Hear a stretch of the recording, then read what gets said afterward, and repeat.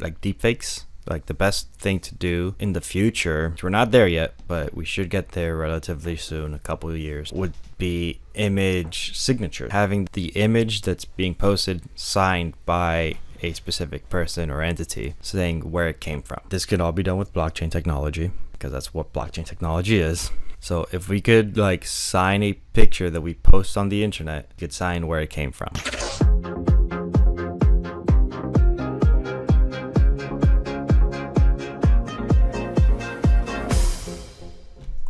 Welcome back To another week of your favorite crypto podcast, Sometimes Crypto. The Unscripted. Crypto Podcast. Hey yo. There was apologies to start off with for no episode last week. I was dying. Yeah, practically Got dead. sick. Just didn't die. Fevers for like 3 days straight almost. Completely bedridden. And we're still congested.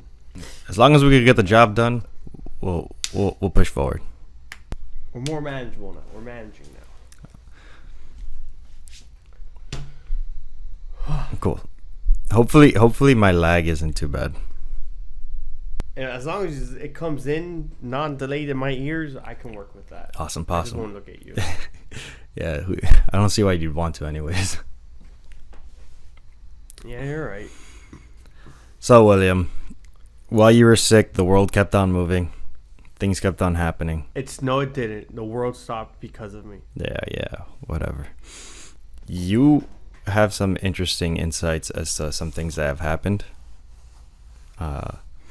You got it before me. You sent me two very dramatic news based off of two very influential people in the social media space. You're okay. We're starting with those. I'm assuming we're gonna. Well, I wasn't gonna say we were gonna start with that. I was gonna say that we could talk about those eventually in this episode. I was wondering if there's anything else that you'd want to add, in terms of crypto news associated to that. Any topics that are of interest? No, because it all ties into that news. Yeah, all ties into that. Yeah, because we were pumping, and then they had to get them. They had to get them. Yeah, so I've been messing around with looking at liquidity pools. I haven't made any moves for that yet because of the fact that there is some risks that I am not fully aware of, like on how to track it or manage it at least. It's called impermanent loss, but we could talk about that also. And then I'm likely going to be moving off a few of my Solana from Coinbase staking because the returns are not as high as I found available on like actual DeFi smart contracts, staking pools. Like if you go more degen, is that what you mean? Yeah. A little bit more degeneracy earns you a little bit more income. I think you earn more just by staking on Phantom than you do with Coinbase. Yeah, so that's actually what I was looking into. Staking on Phantom. Oh. You do research? I just stake it with whoever. Yeah. No, William. I do research. Being dead ass. Being honest. Like I just staked it with whoever was there. So you're staking Solana on Phantom then? Yeah. I just staked it with whoever. Like the one that was the most. Now my question is, rewards. Are you staking with liquidity pool, liquid tokens, or just straight up staking? Just staking. Okay. Yeah, because I am considering staking for some liquid tokens. Aha. Gotcha. At least I'm trying to decide which of the two I'm gonna be doing. He's trying to figure out where he's gonna move his full 2 Solanas. Trying to figure out where he's gonna put that. We are the average crypto investor. We are the average crypto. Where their whole, we're the meme where we're up 5%, and it's only 20 cents on your dollar investment. That's us. Yeah, pretty much. So Jito Soul is the liquid staking option for Solana.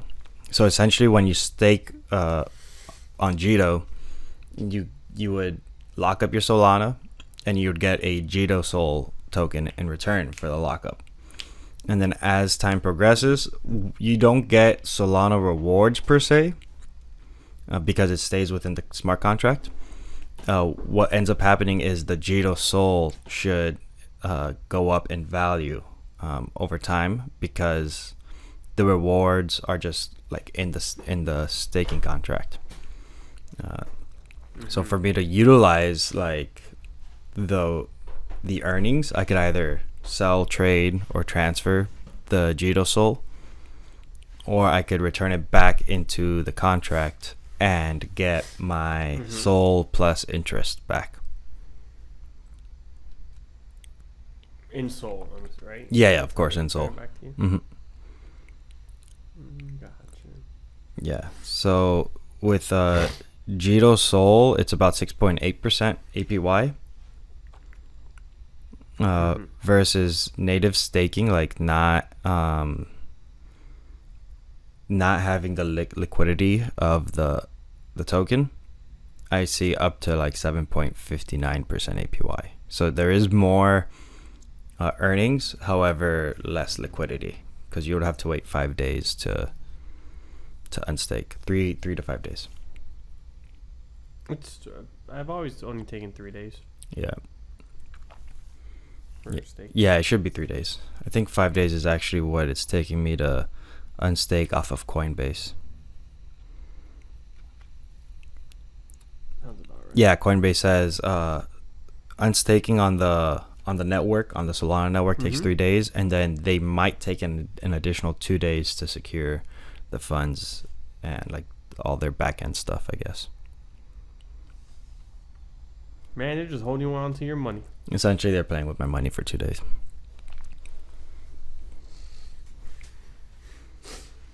That's about right. But yeah, I'm excited about that. I do want to see the liquidity providing options, because the APYs on that are crazy. Like crazy. If you provide liquidity for Yeah, so I found one like platform called Beefy. Beefy offers some crazy liquidity pairs with way higher percentages than 7%. I think the highest one I seen was like 71% APY. 71. Yeah, 71. Jesus. Yeah, so I know someone who is currently using another platform, not Beefy, but he says he likes Beefy also. And that he pretty much is just paying most of his bills off of his returns from liquidity providing. Jesus. Yeah. Solid amount. Yeah, but the issue with that is something called, I was about to ask. yeah, impermanent loss. Okay. So impermanent loss Don't from like what? the sound of that already.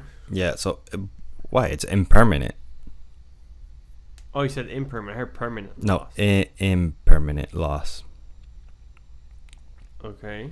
Yeah. So essentially, what happens with liquidity pools is that you're supposed to like into the pool, you're supposed to put in 2 tokens. Usually it's 50%. So like, let's say I want to do a liquidity pool for Solana and USDT. So someone could easily access USDT or USDC, whichever the two. For Solana, they could do the exchange relatively quickly, because it's there in a liquidity pool. It's available. There is a fee, and that's what I would earn, the fee. But essentially what ends up happening is there is a and that particular pair is not super susceptible to impermanent loss, but essentially what happens is that their impermanent loss is whenever there's a price change between the two tokens from the time that you've put it in to the time that you pull it out. Essentially, if the price of one token starts to raise at exponential speed or like significantly fast, and then the other token either stays or lowers in value, the arbiters, the people who see that they could get a better deal on like another exchange, they take advantage of that. So whenever you pull out of the liquidity pool, including your rewards, there's tends to be a small difference on how much money you would have had if you had just held the two tokens outside of the liquidity pool. Does that make sense to you? No, it didn't. I got lost. So, essentially, let's say, because USDC or that stable coin and another token tends to be pretty stable. But let's compare Phantom and Solana. So, if the price of Phantom starts to go up and the price of Solana goes down, there's a difference in the price. And then what people end up doing is doing some type of arbitrage where they buy the cheaper item and sell it for the more expensive item on a different platform. And then that causes essentially that causes a difference in like your net balance. And in having that difference, whenever you pull out, you could have essentially made more money by just holding the coins separately, like not having it in the liquidity pool. Because in having it in the liquidity pool, the arbiters essentially made a trade for the difference in price from when you originally put it in.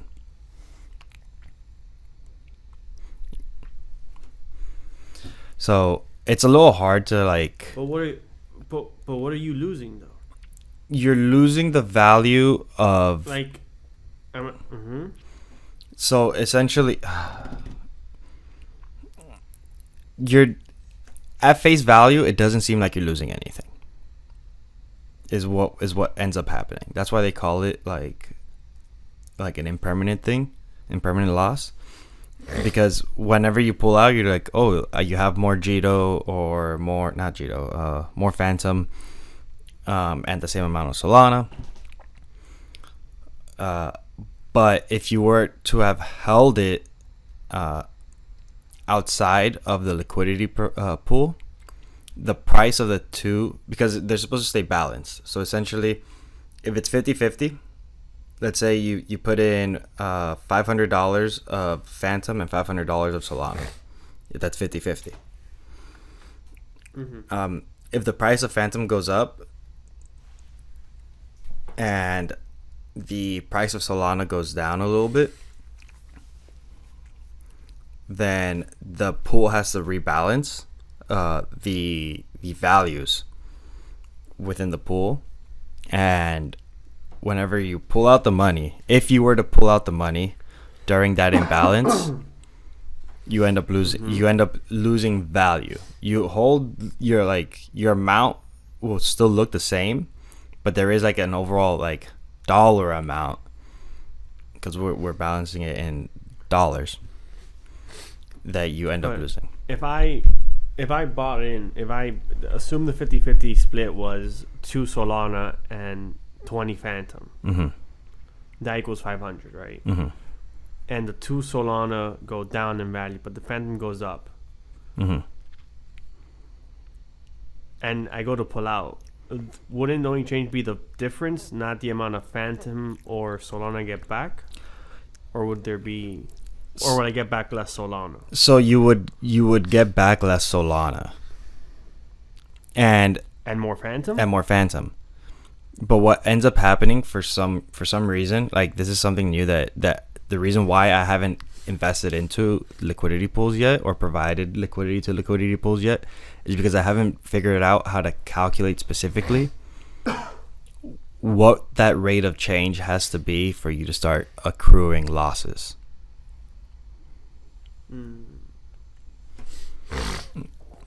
Like there's some pretty, like I was looking at some curves and I was like, these are pretty complex or beyond my understanding, better said. They actually look pretty simple. I just didn't understand it. Yeah, gotcha. So the guy that showed me Beefy and the other exchange, I want to see how he tracks it. I need to contact him again to see how he tracks it, so that it does like seem like as a pretty decent investment style. I mean, because Phantom today alone had like a 6% drop by itself when everything else was just like there. Staying. Like an example, like Phantom today dropped 6% like in an hour by itself without Bitcoin melting. Mm-hmm. And everything else was just kind of hovering. Yes, so something like that can... 6% drop enough to cause... Yeah, so something like that can cause impermanent loss, because there's a price difference from when you put in the Phantom to now, and then if you pull it out, then like from what I've seen, it looks like arbiters are the ones that end up making the money in that case. People who notice the price difference. Makes sense. And the reason why they call it impermanent loss is because if the prices of the two assets were to stabilize again, then then you don't. It's unrealized losses essentially. Like you don't get those losses if you leave it in there, leave it in the liquidity pool until the tokens balance out again. So what about like that day that we had that black swan, that Black Monday, whatever you want to call it, when everything was, well, we woke up to everything dropping like a falling knife. Well, everything fell down. If everything fell down at the same time, at the yeah, that's the thing. It's if there's inequality between the changes, that's what causes the. Yeah, but there would be. There typically is, yeah, yeah. Usually there is.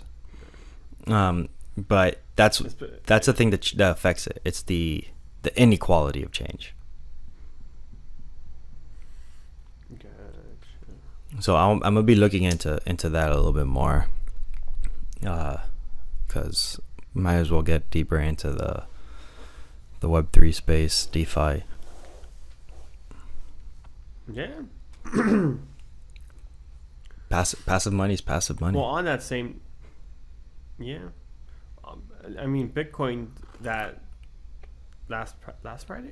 No, yeah, last Friday reclaimed the 50-day and 200-day, came up to some resistance, and then that's when I said that on the weekend that the Pavel, CEO of Telegram, is what like kind of messed up the mark, that pump we were having, because he got arrested, and then Ton and Notcoin, whatever token are in the ecosystem, started to fall over, and then that caused a trickle down effect. So that would be another like situation of something that causes imbalances. Yeah, exactly. Yeah, that would be something that, like things like that, events like that would be what would affect, like small news. Small news or specific news that affects specific tokens. A token. So like if Ton, for this example, dropped 25%. Yeah, that would cause an extreme amount of impermanent loss. Like in like 30 minutes. And it hasn't bounced back. Yeah, the only way that you would impermanent loss would, the only way you would avoid impermanent loss would be if the token of the other token that you're paired with also goes down. But you don't want that, because then that just means that your tokens are going down in value. Yeah. But you would avoid that. In this situation, if you have a specific token that that just goes on further, you still can't kind of the whole thing with the market caps. It doesn't help. Yes, that's like staking. They don't fall the same. It's like staking. Mm-hmm. If you put in a token to stake at 7% APY, if the token falls more than 7% APY, you're still losing. Like you're losing money. You'll be losing less money because you're earning, but you're still losing money. I gotcha. Yeah. So Okay, cool. Pavel got arrested. Pavel. Yeah, he's the CEO of Telegram. He got arrested in France. So from the news story I read and saw, and everything I've heard talked about is he already had an arrest warrant out in France. It was because they were doing they were just investigating Telegram pretty much and him. And they weren't out looking for him actively. It was just more so if he ever entered the country, arrest on site. And then his plane just landed in France for some apparent reason, and they swooped in and picked him up. They grounded Obviously, the plane. You pick up, and then the token itself took a swan dive, 25%, not coin. Took a swan dive of I don't trade it, so I don't know, but like probably another 25, 30, 40%. And it's just bouncing around now as news progresses to come out. Pretty much. So as of right now, he's charged with 12 different charges.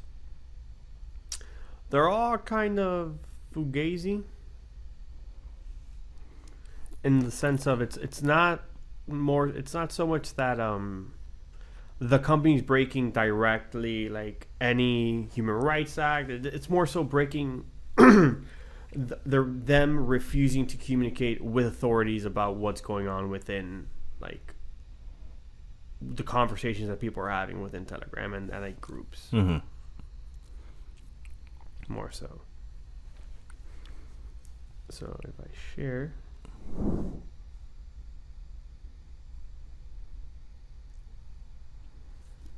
Let me see something. Can you see good? Yeah, I see it clear. Awesome sauce. So this is basically the 12 counts, and then at the bottom there's the 12 counts written out by the French. So complicity, webmastering an online platform in order to enable illegal transactions in organized groups, refuses to communicate at the request of competent authorities, information or documents necessary for carrying out and operating inspections allowed by law, complicity possessing pornographic images of minors, and the list goes on and on. Just services that are conducted within Telegram, but not because of. It's not that they're just allowing it, and then those things just they don't share that information with authorities. Kind of how we don't. Twitter right now is one of the only companies in the U.S. that's not in bed with the U.S. government. Yeah. So what's going on with Pavel Durov sounds very similar to what happened with Ross Ulbricht, where he made a platform that's just all it did was allow people to do things openly and freely, and then whatever they did with it charged Ross with. Like one of those charges that Pavel got hit with, complicity in webmastering an online platform in order to enable an illegal transaction in organized group. Like, I don't think he did that in order to enable that. Just so happens what people are doing with it. With their communications is that. Mm-hmm. Same with like selling of illegal substances or whatever. Mm-hmm.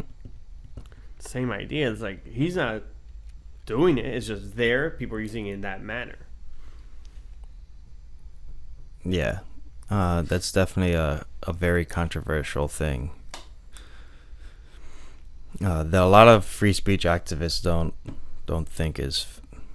At least I would, speaking for people who advocate for free speech, I don't think that they would approve of Pavel getting charged with these crimes.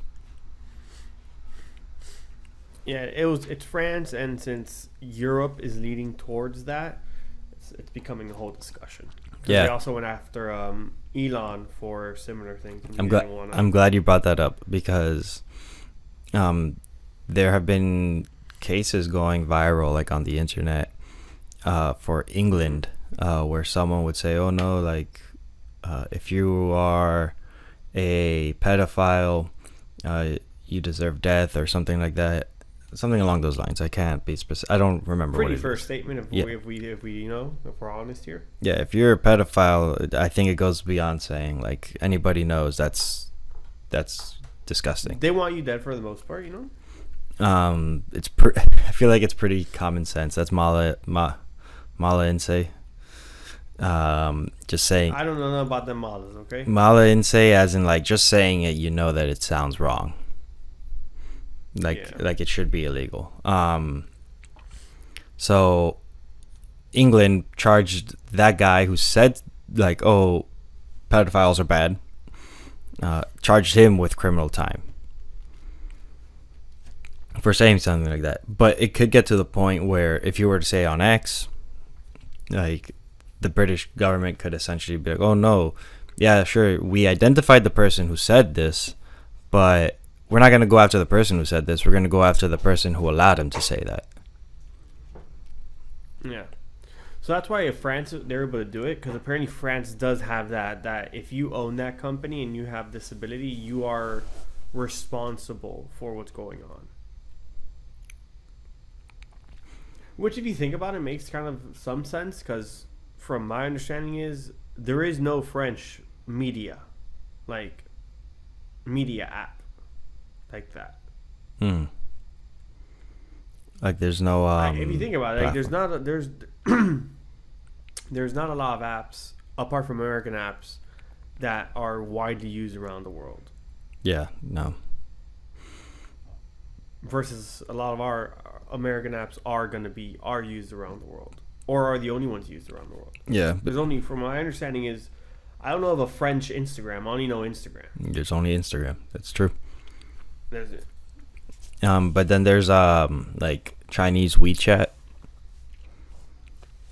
where pretty much a super app where you could do anything, but that's heavily monitored, heavily trafficked, like explored. A lot of, like, the Chinese government knows exactly what you're saying at all times. They know where you pooped. Yeah, and if you say something, yeah, they know everything. So if you say something on WeChat, like, you can literally become an enemy of the state. You will become an enemy of the state. Yeah, pretty much. For a problem. We are enemies of the state. I would assume we would be considered enemies of the state. I don't know how they let you in. By some people. I don't know how they let you in. I don't know how they do. To China? Yeah. Because I was respectful with you. I like the Chinese people. The people in China are cool. They're nice. It's the government I don't like. That's good. It was weird, though. And you don't even like your own government. So that's okay. That's also true.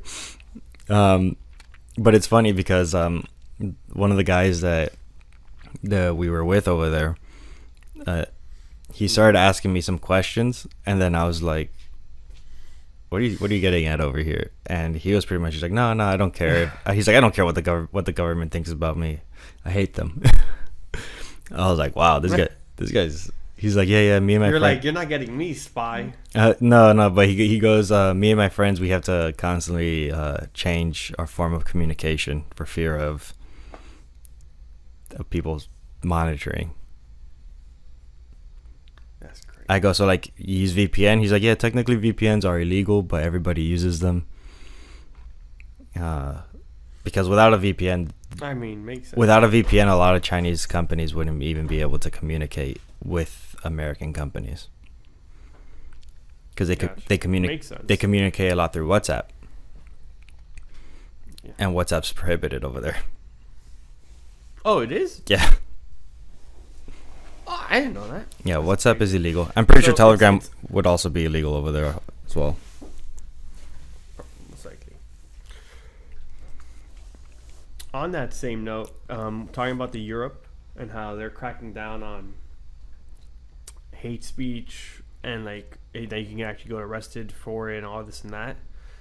So another thing is, I'm not sure. I think it's France. I'm not sure if it's Europe in per se, but the European Union, the French, whoever, that government or that government body can also then start going ahead and requesting. That's example would be goes to Instagram, goes to Facebook. Hey, I need all the data you have on European IPs. Like that you've gathered, whatever, and then depending on if they're requesting it forcefully or not, or what's the situation, they'll just go ahead and turn it over to whatever it is, as well. Yeah, I think these companies are gonna have to put the reason I said that is to go back to the you guys should be using VPNs. That is true. You guys should always be using VPNs at all times, 24/7. I didn't turn off my VPN once when I was over there in China. I was like, they ain't getting me today. He wore protection. Mm-hmm. And he was in Sweden. Yeah, pretty much. No, actually, I just put it to America. I didn't like America's not friendly with China. I don't know. I would switch it up. I always switch it up.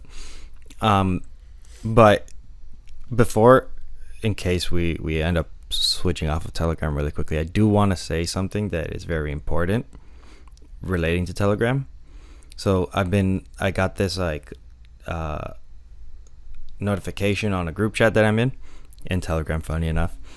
And it's an alert saying that Apple is trying to censor free speech by removing your ability to communicate. The Telegram app is being removed from the App Store and will automatically be deleted from iPhones without user knowledge or consent. So essentially, this photo then says that there's to avoid this from happening, follow these steps. If you don't want Telegram to be automatically deleted, I've already done this.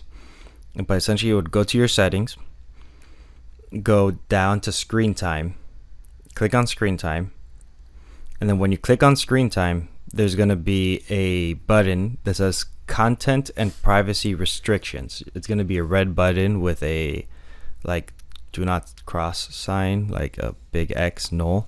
Mm-hmm. You're going to click on that button, the one that says content and privacy restrictions. Then on the top, there's going to be a little toggle. My toggle was off for this, actually.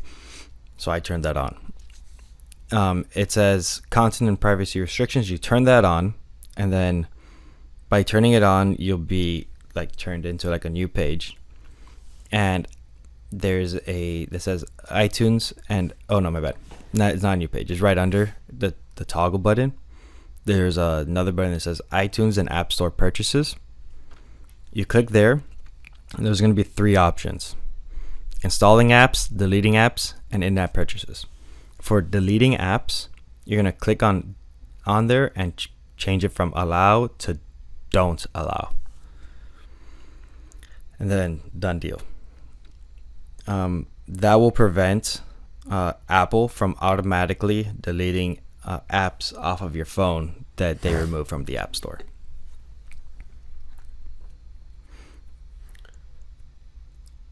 I don't know of one single person that's happened to.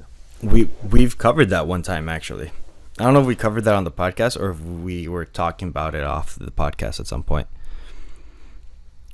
There was an app that we had, and it was deleted. It was a crypto app that we had. And it was deleted? Mm-hmm. And we had the app? We had the app. Yeah, I think it was. I want to say it's OKCoin, but I don't think it's OKCoin. It was. No, I still have OKCoin. You still have OKCoin, right? Yeah, I think I still have it. It was some app. I don't remember which one it is now. FTX? Celsius? Maybe no, but I still have Celsius too. I don't have Celsius. I deleted that one. Yeah, I still have Celsius. There was an app. I remember there was an app. I don't remember which one it was. That's a problem when things get automatically deleted.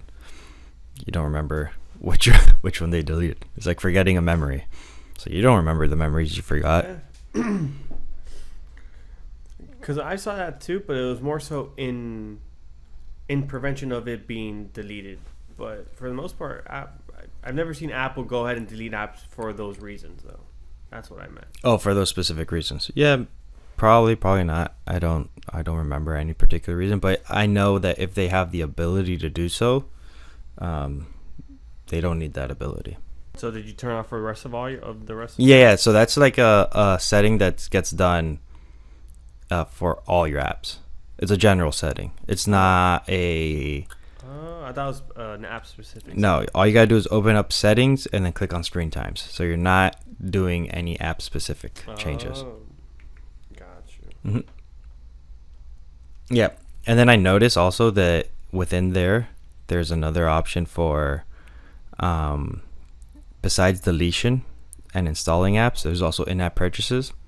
So if you have like any reoccurring in-app like memberships, you could just turn off in-app purchases, and then those memberships will not be renewed.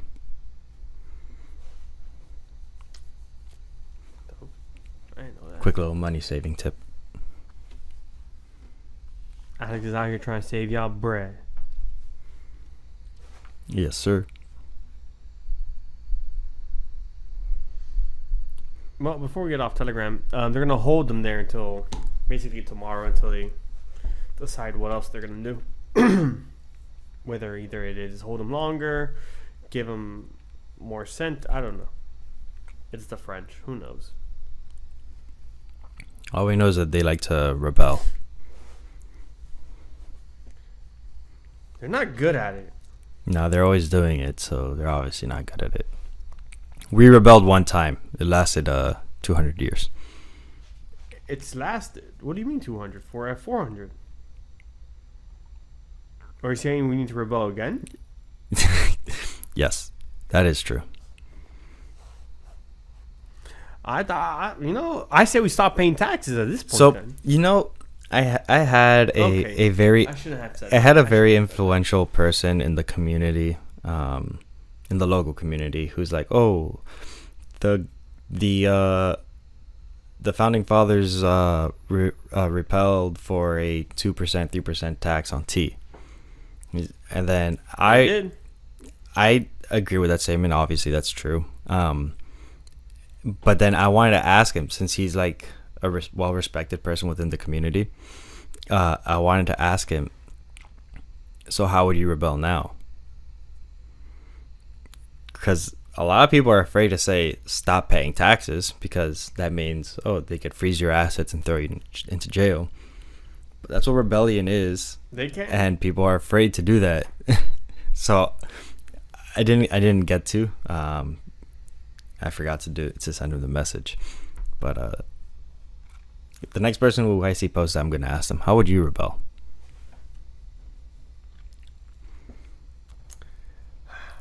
Not paying taxes is one way. It's not an easy way. I think the easiest way is buying crypto. Yeah, because they'll get you for tax evasion. Yeah, I would say the easiest way is getting crypto. Not because you're evading taxes. And using it. Yeah, and using it.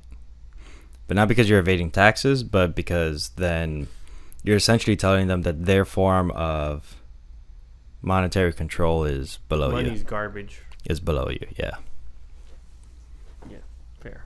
That's fair.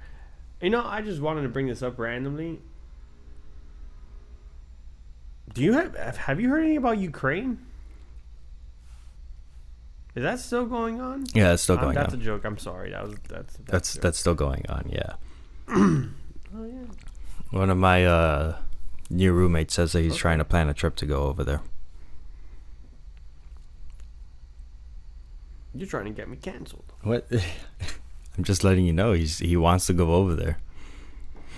Why doesn't he go to Israel too while he's at it? Because he, like his lineage, I guess, has some correlation. Ukrainian. Not Ukrainian. No. So Russian. No, not Russian either. Some other country over there. I don't know. I only know those two. I don't know. I only got that far. I don't know, William. I just don't want to say. What they should have done is taken the time to have been like, oh, we also exist here, guys. Mm-hmm. Like, these are the other countries around Russia and Ukraine. Cheated some geography. Yeah, I was like, yo, let me know about that to see if I go with him or not. I'm kidding. I don't know if I'll go. It's like William said. Are you trying to get killed? Don't get shot. Don't get shot. That's all I have to say. Facts. So that I think that pretty much covers everything that's going on with Tron. I mean, not Tron, Telegram. I mean, there are other things going on with Tron, but I don't know enough about that one. I don't know why I said Tron though. I mean, that is a chain. Mm-hmm. Okay. Oh, we said stuff about Elon. Very briefly, but I do want to bring it back to him since we're on the topic of censorship. Mm-hmm. Elon has a feature on X that's pretty much a AI model, and it's called Grok. They've enabled text to image, and people are putting some outlandish images out there that are completely uncensored, essentially, and it's getting a lot of controversy. Is it also doing video? I don't know if it's doing video. I do see pictures, like I'm seeing a picture right now of Mickey Mouse sitting on a beach, drinking a beer, smoking a cigarette, with a MAGA shirt, with a MAGA hat on. Then why don't you share it? True. So this is actually The Verge. Let me share. I'm just gonna be going through there. A little while there, I saw. Yeah. There was a little while there. I saw some videos of like Trump and Kamala, just like suited up president, just like holding hands, like in a pasture or something. So I thought it was Grok. So that's why I asked if it was doing video. It just loaded. Yes. Oh, I see. Okay. So yeah, this is the first image that I'm seeing of Mickey Mouse with a, and it's pretty good quality, I'm not gonna lie. So like I said, it says creates images from text prompts. So here, these are just some examples, like text wise. Generate an image of Barack Obama stabbing Joe Biden with a knife. I mean, he's not stabbing him, but there's definitely a knife there. He's not stabbing him, but I get the message. This one's pretty graphic. Thankfully, it's blurred out. Oh, snap-a-doodle-doo. Pretty much. Yeah, that's rough. That one's brutal. We got Bill Gates snorting a bunch of cocaine off a table. I mean, I assume he's done that. Yeah, one would assume. But yeah, so these are just some pictures that are here. But then the text here says that there's a handful of different things. That's a mountain. A pile. Yeah, so we have Donald Trump wearing a Nazi uniform. Antifa. So while we're on this topic, have you stomping a police officer. So this is like what the person texted. Have you done The those Verge chatbots pretty recently? much.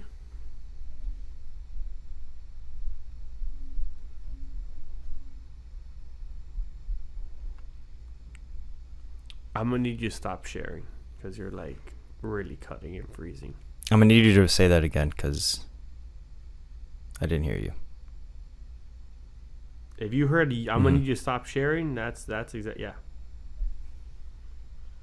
Thank you. Yeah, I stopped sharing a while ago. Yeah. Well, I don't know what you guys saw. No, I don't know what you get. Yeah. I was processing them. Yeah. So what were you saying? So on that same topic, have you used one of those chat before submitting, click here to verify you're human things? What's the latest one you've gotten, if you remember? So the latest one I got was like imagine some type of like patterned background. But it's not on the background, it's in the foreground. So it's the top image, a little bit like opaque. And then behind it, there's multiple items. Like I remember seeing a pineapple, let's say a bicycle, and a cactus. Sure. So they would show 2 pineapples, 2 bicycles, and 1 cactus.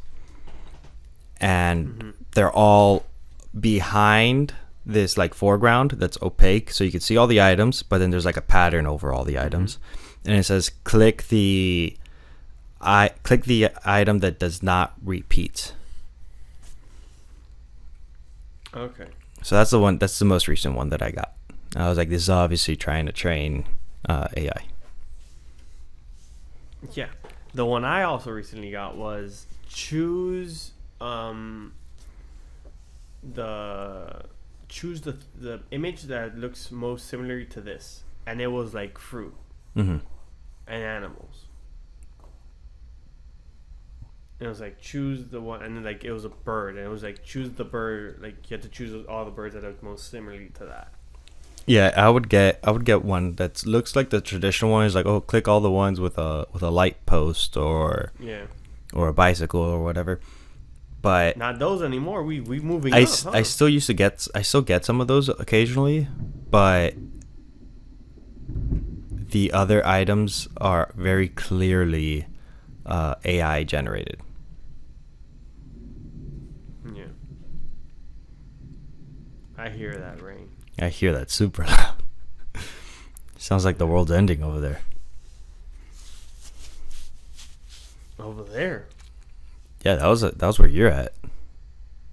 Nah, B, that's where you're at. Nah, that was not over here. Yeah, it was. No, it wasn't, dude. That was over there. Was that? No, it wasn't. That was either a thunderstorm or like a fighter jet flying by. That's all you, buddy. No. It's sunny over here. Bro, that's all you. I don't know what you're talking about. I'm next to a window. I know what I am. It's all you, buddy. Check your weather. Put money on it. $20. Nah, cap. Put money. $20. Let's see. You want to buy an ETH? A Sol? What do you want to buy? A full Bitcoin? One full Bitcoin. Oh shit, that was over here. Yeah, look. Oh no, I don't want to show my location. I told you it was it's where you are. I thought that was over there. These headphones messing with me. They do that. Yeah. So Grok is put on wild boy mode. Wild images. That other one with Mickey Mouse and Elon Musk, I was shocked about that. That one's a little intense. So then this brings up multiple concerns. Concern number 1, which I think is the least actual concern, whereas like has to do with censorship. To a degree, I understand it. Like you don't want fake pictures of like your nudes coming out on the internet. Which is already a problem. Because why? Because you already got a lot of nudes on the internet. No, because women and people are already like that was already happening to like famous people that correct their nudes were being leaked. Yeah, but it wasn't them. It's AI generated pictures. But I think the true like issue, or like the correct way, like deepfakes, like the best thing to do in the future, which we're not there yet, but we should get there relatively soon, a couple of years, would be image signatures. Having the image that's being posted signed by a specific person or entity, saying where it came from. This could all be done with blockchain technology, because that's what blockchain technology is. Signatures being posted openly and available so that people can confirm its origin. That's all blockchain technology is. Confirmation of origin. So if we could like sign a picture that we post on the internet, we could sign where it came from, and we could validate whether it's true or fake. There's a lot of science to go there, to like not go get through to figure out how you would do it. Yeah, it's simple in theory, a little bit more difficult in practice. It's more complex than execution. Yeah, execution is a little bit more complex. Yeah. That's why it's gonna take a couple of years to get there. But essentially, that's where we're gonna have to go, and that's why I had this conversation with someone 2 days ago about how Bitcoin blockchain and AI will be the most important technologies in the space, in the world. How they will be pretty much driving all innovation in the future. Innovation in all of their aspects are still going to be very important, but these two innovations will be like fundamental aspects associated to them. Yeah. We'll get there. Hopefully sooner rather than later. One way or another. Mm-hmm. All right. Another famous and influential person came out this week and admitted to some things. Admitted? He admitted to a few things. We got some confessions? He confessed. So, Mark Zuckerberg wrote this week from Meta a public letter saying admitting Biden-Harris administration pressured Facebook to censor Americans.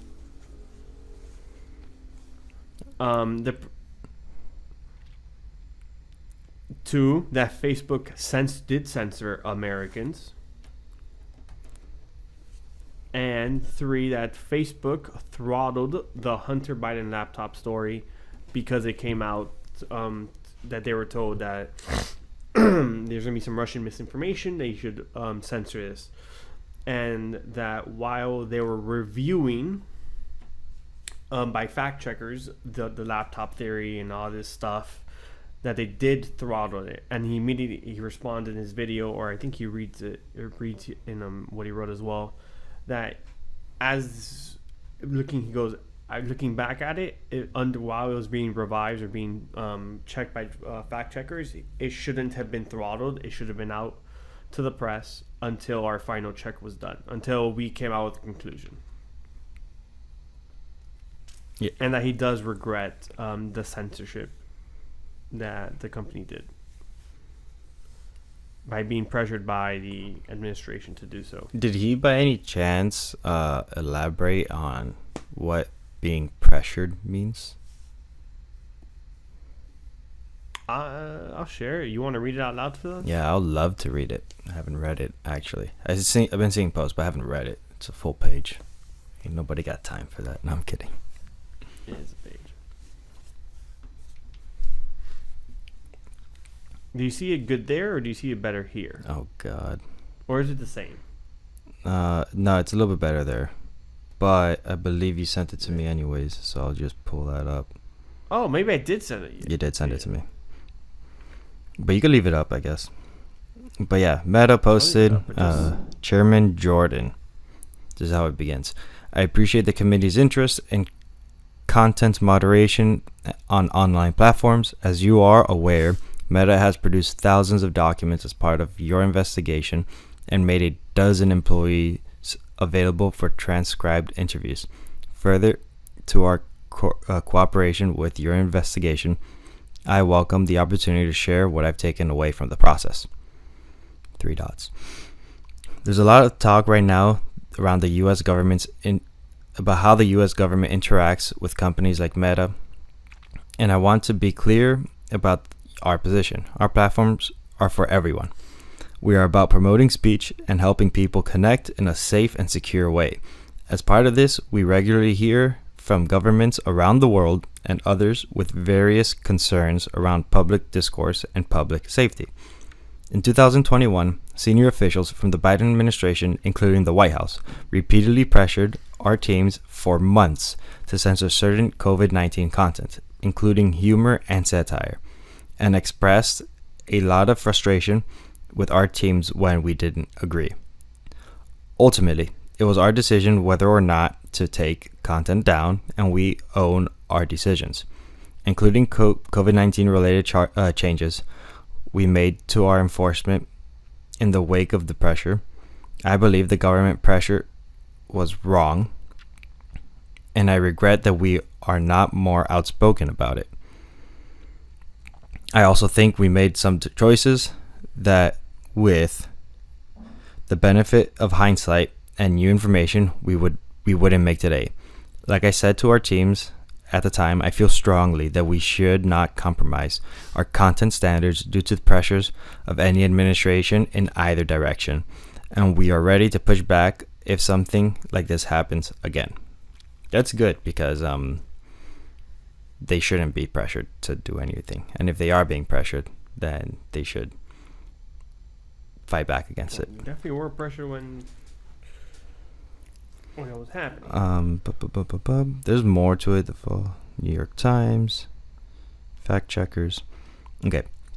Apart from content moderation, I want to address the contributions I made during the last presidential cycle to support electoral infrastructure. The idea here was to make sure local legislation jurisdictions across the country had the resources needed to help people vote safely during global pandemic. I'm on the next page. I skipped the last paragraph. Yeah, I was about to move over there. I made these contributions through the Chan Zuckerberg initiative. They were designed to be nonpartisan, spread across urban, rural, and suburban communities. Still, despite the analysis I've seen showing otherwise, I know that some people believe this work benefited one party over the other. My goal is to be neutral and not play a role one way or another, or to even appear to be playing a role. So I don't plan to make I don't plan on making a similar contribution this cycle. Yeah, okay. That last paragraph, the one that I skipped, actually go back to it because that had the information that we were talking about. In a separate situation, the FBI, this is the very last paragraph, yeah. In a separate situation, the FBI warned us about potential Russian disinformation operation with the Biden family and Burisma in the lead up to the 2020 election. That fall, when we saw a New York Post story reporting on corrupt allegations involving then Democratic presidential nominee Joe Biden's family, we sent that story to fact checkers to review and temporarily demoted it while waiting for a reply. It since has been made clear that the reporting was not Russian disinformation, and in retrospect, we shouldn't have demoted the story. We've changed our policies and processes to make sure this doesn't happen again. For instance, we no longer temporarily demote things in the US while waiting for fact checkers.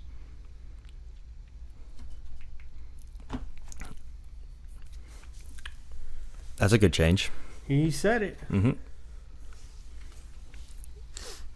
The Biden laptop was not Russian disinformation. It was indeed corruption by the Biden administration. There was corruption. Well then, but him admitting it just proves the fact. You found it out with the Twitter files, but just now him admitting it, saying we're done here. Mm-hmm.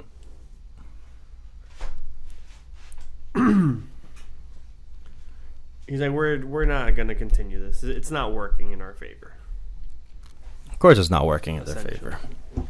When you start to lose credibility for actions like that, especially when you have billions of dollars on the line, I would hope you learn, for your sake.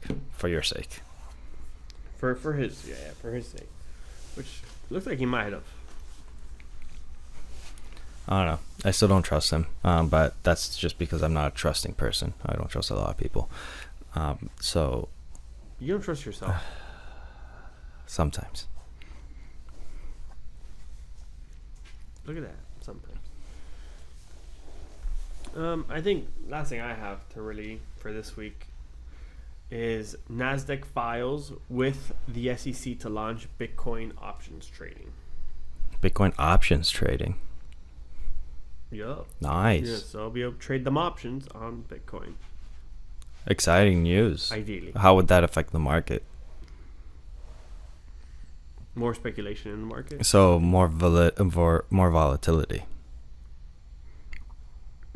Not more than any other common stock has now. Okay.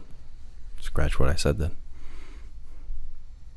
You're just going to be betting on the future price, saying, in December of 2025, Bitcoin's price is going to be below 50,000. Mm-hmm. Buy for the premium and see what happens.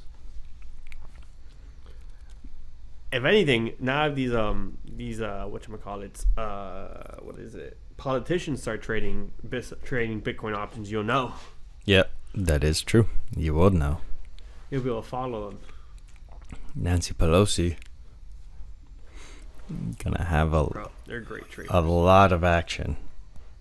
A lot of Bitcoin action. You ain't know. But that's really all I got. So this is a little bit later news. This happened August 19th.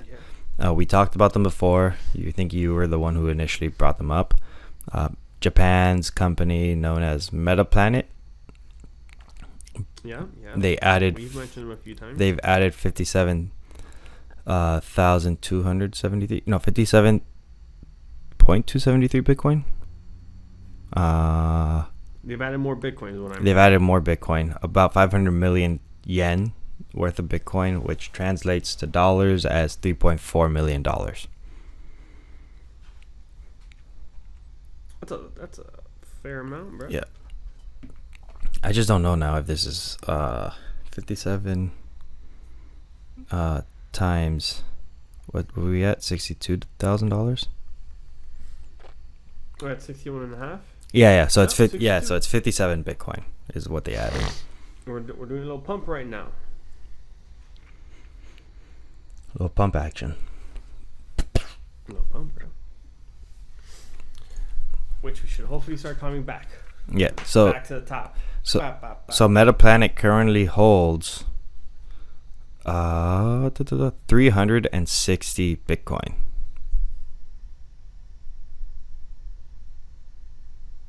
How much? 360? 360,000. They have 360 Bitcoin. 360, my bad. 360,000? Yeah, 300. The thing is, I can't tell if this is a decimal or a comma. Yeah, it's a period. Okay, so 360.368 Bitcoin.